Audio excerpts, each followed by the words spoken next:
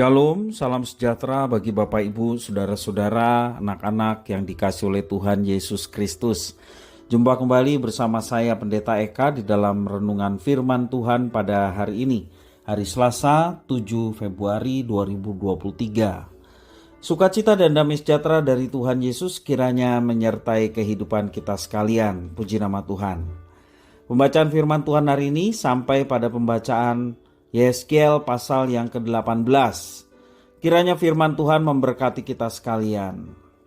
Baik Bapak Ibu Saudara-saudara, sebelum kita akan merenungkan bagian firman Tuhan hari ini, kita akan berdoa. Tuhan Allah Bapa di surga, di dalam Yesus Kristus, kami datang kepada Tuhan mengucapkan syukur dan terima kasih atas kasih setia dan penyertaan Tuhan yang sungguh nyata kami alami. Biarlah semua itu menjadikan kami semakin mengenal Tuhan, dan kami mau terus belajar firman Tuhan, dan kami mau terus mentaati firman Tuhan sebagai bagian dalam hidup kami. Berfirmanlah atas kami ya Tuhan, kami sedia pasang telinga dan hati kami untuk kebenaran firman-Mu. Demi nama Tuhan Yesus kami berdoa. Haleluya. Amin. Saya akan bacakan ayat 1 sampai yang ketiga, Yeskiel pasal yang ke-18. Maka datanglah firman Tuhan kepadaku. Ada apa dengan kamu, sehingga kamu mengucapkan kata sindiran ini di tanah Israel? Ayah-ayah makan buah mentah dan gigi anak-anaknya menjadi ngilu? Demi aku yang hidup, demikianlah firman Tuhan Allah, kamu tidak akan mengucapkan kata sindiran ini lagi di Israel. Allah menyatakan bahwa ia akan membalaskan kesalahan bapa kepada anak-anaknya, kepada keturunannya yang ketiga dan yang keempat. Dalam Keluaran pasal 20 ayat yang kelima juga mengatakan, jangan sujud menyembah kepadanya atau beribadah kepadanya, sebab aku Tuhan Allahmu adalah Allah yang cemburu, yang membalaskan kesalahan bapa kepada anak-anaknya, kepada keturunan yang ketiga dan keempat dari orang-orang yang membenci aku. Demikian hukum Taurat pun mengajarkan demikian. Ketika Israel mengalami penghukuman dari Tuhan, maka menganggap bahwa itu merupakan akibat dosa-dosa para leluhur mereka dan menuduh Tuhan tidak adil. Itu yang dinyatakan di dalam ayat 1 sampai yang ketiga. Kenyataannya, Tuhan menjamin kehidupan orang-orang benar yang melakukan keadilan dan kebenaran. Tuhan menjamin mereka yang tidak mencemarkan dirinya dengan berhala atau perzinahan. Orang yang tidak menindas orang lain, ya, orang yang selalu menolong orang yang lemah, tidak curang, hidup menurut ketetapan dan peraturannya dengan setia. Dalam ayat 7 sampai 9 dikatakan demikian.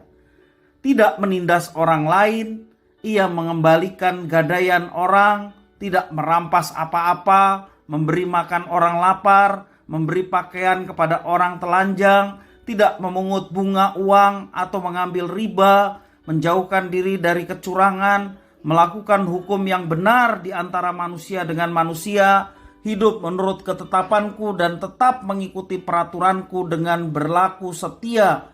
Ialah orang benar dan ia pasti hidup, demikianlah firman Tuhan Allah. Jadi Bapak Ibu Saudara-saudara, demikian dikatakan firman Tuhan terhadap orang benar.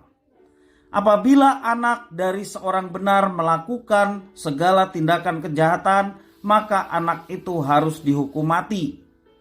Dalam ayat yang keempat mengatakan demikian, sungguh semua jiwa aku punya, baik jiwa ayah maupun jiwa anak aku punya, dan orang yang berbuat dosa itu yang harus mati. Ayat 12-13, menindas orang sengsara dan miskin, merampas, tidak mengembalikan gadaian orang, melihat kepada berhala-berhala dan melakukan kekejian. 13, memungut bunga uang dan mengambil riba, orang yang demikian tidak akan hidup. Segala kekejian itu dilakukannya, ia harus mati, darahnya tertumpah kepada dirinya sendiri. Jadi Bapak Ibu Saudara-saudara, kalau kita perhatikan Bila seorang ayah melakukan segala kejahatan, sementara anaknya tidak melakukan kejahatan apapun, anak itu akan hidup. Tetapi ayahnya harus mati. Kita perhatikan di dalam ayat 14 sampai 18. Demikian firman Tuhan. Sesungguhnya kalau ia melahirkan seorang anak dan anak ini melihat segala dosa yang dilakukan ayahnya, tetapi menginsafi hal itu sehingga tidak melakukan seperti itu. Ia tidak makan daging persembahan di atas gunung dan tidak melihat kepada berhala-berhala kaum Israel, tidak mencemari istri sesamanya, tidak menindas orang lain, tidak mau meminta gadai, tidak merampas apa-apa, memberi makan orang lapar, memberi pakaian kepada orang telanjang, menjauhkan diri dari kecurangan, tidak mengambil bunga uang atau riba, melakukan peraturanku dan hidup menurut ketetapanku. Orang yang demikian tidak akan mati karena kesalahan ayahnya. Ia pasti hidup. Ayat 18, ayahnya yang melakukan pemerasan, yang merampas sesuatu dan melakukan hal-hal yang tidak baik di tengah-tengah bangsanya, sungguh ia akan mati karena kesalahannya.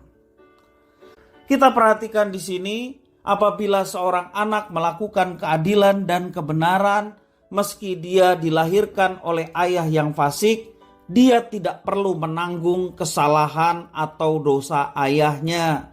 Ayahnya yang fasik itulah yang menanggung dosanya sendiri.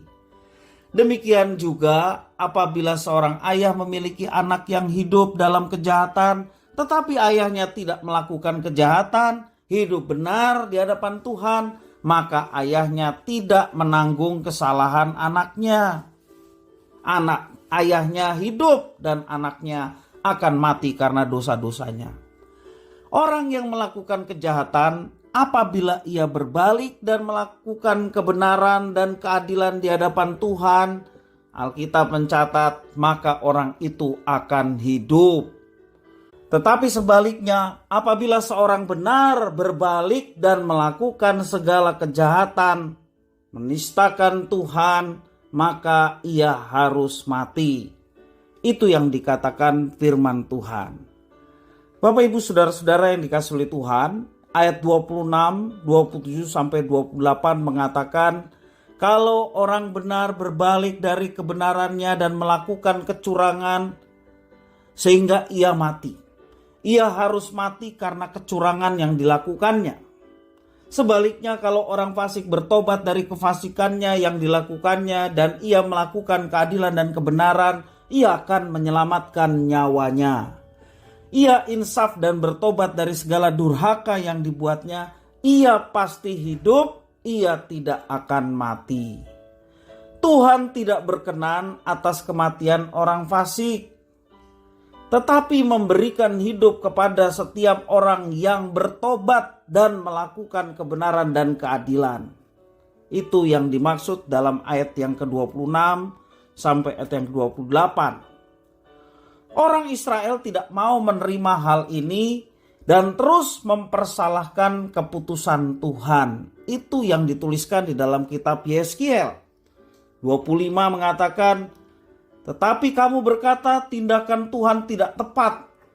Dengarlah dulu, hai kaum Israel, apakah tindakanku yang tidak tepat ataukah tindakanmu yang tidak tepat?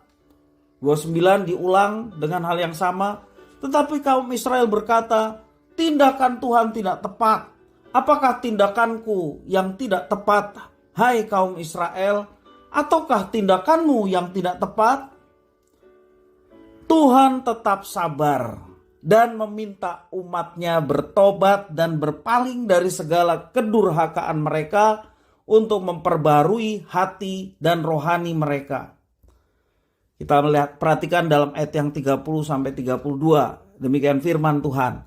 Oleh karena itu aku akan menghukum kamu masing-masing menurut tindakannya. Hai kaum Israel, demikianlah firman Tuhan Allah. Bertobatlah dan berpalinglah dari segala durhakamu, supaya itu jangan bagimu menjadi batu sandungan yang menjatuhkan kamu ke dalam kesalahan. Buanglah daripadamu segala durhaka yang kamu buat terhadap aku, dan perbaharuilah hatimu dan rohmu. Mengapakah kamu akan mati, hai kaum Israel? Sebab aku tidak berkenan kepada kematian seorang yang harus ditanggungnya. Demikianlah firman Tuhan Allah. Oleh sebab itu, bertobatlah supaya kamu akan hidup. Bapak, Ibu, saudara-saudara yang dikasihi oleh Tuhan, sebagai perenungan, jangan menuduh Tuhan. Melemparkan kesalahan kepada siapapun, termasuk juga orang tua kita, ketika kita sedang dalam masalah apapun yang sedang kita hadapi, itu bukan karena kesalahan orang lain, atau kemudian kita lemparkan itu karena kesalahan orang tua kita. Kita menghadapi tantangan dan masalah kebanyakan oleh karena kesalahan kita sendiri.